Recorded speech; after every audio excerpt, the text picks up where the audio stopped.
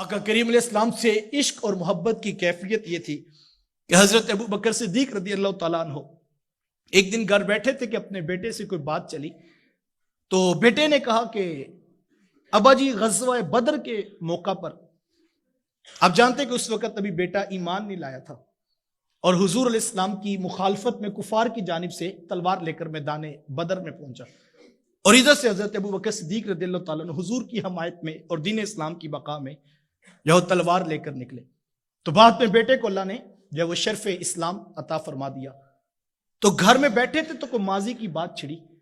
تو بیٹے نے کہا کہ ابا جی فلاں غزوہ کے موقع پر آپ 3 مرتبہ میری تلوار کے نیچے آئے لیکن میں نے باپ سمجھ کر اپنی تلوار کو روک لیا کہ میرا باپ ہے لہٰذا میں نے تلوار نہیں چلائی ورنہ 3 مرتبہ آپ میری تلوار کے نیچے آئے تھے تو جب یہ بات حضرت ابو بکر صدیق رضی اللہ تعالیٰ عنہ نے سنی تو کہا بیٹا یہ تمہارا کفر سے پیار تھا ہم نے حضور سے ایسی محبت نہیں کی ہے کہا تم نے تو 3 مرتبہ چھوڑ دیا تھا کہ میں تمہارا باپ لگتا تھا لیکن اللہ کی قسم اگر ابو بکر کی تلوار کے نیچے تو 1 مرتبہ آ جاتا ابو بکر یہ نہ دیکھتا کہ ابو بکر کا بیٹا ہے بلکہ اپنے رسول کا دشمن سمجھ کر سر تن سے جدا کر دیتا کہا یہ ہے وہ محبت حضور نے فرمایا تم میں سے کوئی کامل ایمان والا نہیں ہو سکتا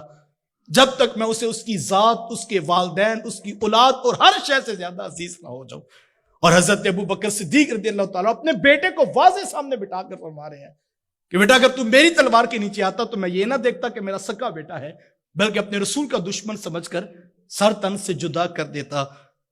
مال کی باری آتی ہے تو حضرت ابو بکر صدیق رضی اللہ تعالیٰ عنہ حضور کا حکم ہوتا ہے آقا کریم علیہ السلام ترغیب دیتے ہیں تو حضرت عمر فاروق رضی اللہ تعالیٰ عنہ فرماتے کہ میں اس دن بڑا خوش ہوا کہ میرے پاس مال کی فراوانی تھی اور میرے دل میں رہ کر یہ خیال آتا تھا کہ ہو نہ ہو آج تو ابو بکر سے میں بازی لے جاؤں گا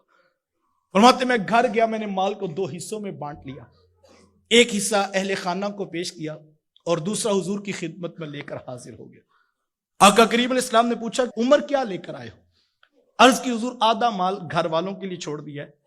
اور آدھا مال آپ کی خدمت میں حاضر ہے بہت بڑی بات تھی کہ گھر کا آدھا سامان بارگاہ رسالت میں پیش کرتے اور حضرت عمر فاروق رضی اللہ تعالیٰ فرماتے میں انتظار کر رہا تھا کہ ابو بکر کیا لے کر آتے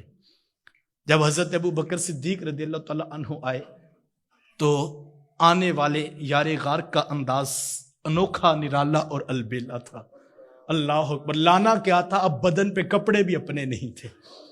ایک ٹاٹ پہنا ہے اور کانٹے کے بٹن لگے ہوئے ہیں اور سب کچھ لا کر بارگاہ رسالت میں پیش کر دیا آقا کریم علیہ السلام نے ساتھ ہی سوال بدل دیا حضور پوچھا کہ ابو بکر گھر والوں کے لیے کیا چھوڑ کے آئے دیکھیں میرے پاس کوئی شخص آئے اور آ کر یہ کہے کہ جناب میں آپ کے ادارے کو فنڈ دینا چاہتا ہوں تو میں رسید بک پکڑوں گا اور میں کہوں گا جناب کتنے روپے لے کر آئے میں اس کی رسید بنا دیتا ہوں میں یہ تو نہیں پوچھوں گا جناب کے پیچھے اکاؤنٹ میں کتنے چھوڑ کر آئے چونکہ جو دیا جاتا ہے اس کا سوال پوچھا جاتا ہے پیچھے جو بچے ہوتے ہیں ان کا تو نہیں پوچھا جاتا آقا کریم علیہ السلام نے سوال بدل دیا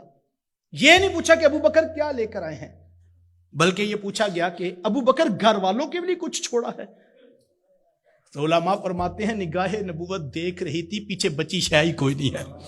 اور حضرت ابو بکر صدیق رضی اللہ تعالیٰ عنہ جب آنے لگے تو دیواروں پر بھی ہاتھ پھیرتے تھے کہ حضور نے حکم دیا کوئی شے پیچھے نہ رہ جائے اللہ اکبر تو عرض کی حضور میرے سامنے بھی آپ ہے میرے گھر میں بھی میرا رسول ہے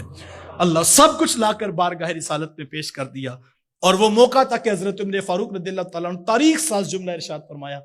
اور حضرت عمر فاروق رضی اللہ تعالیٰ عنہ فرمانے لگے اس دن مجھے یقین آ گیا کہ ہو نہ ہو میں ابو بکر سے آگے نہیں بڑھ سکتا ہوں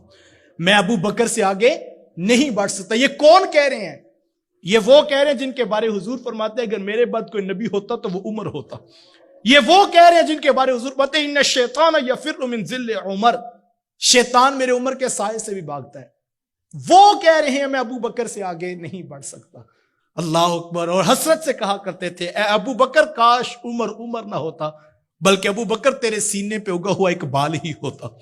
اللہ اکبر یہ حضرت عمر فاروق رضی اللہ تعالیٰ عنہ کے حضرت ابو بکر صدیق رضی اللہ تعالیٰ عنہ کے بارے جذبات ہیں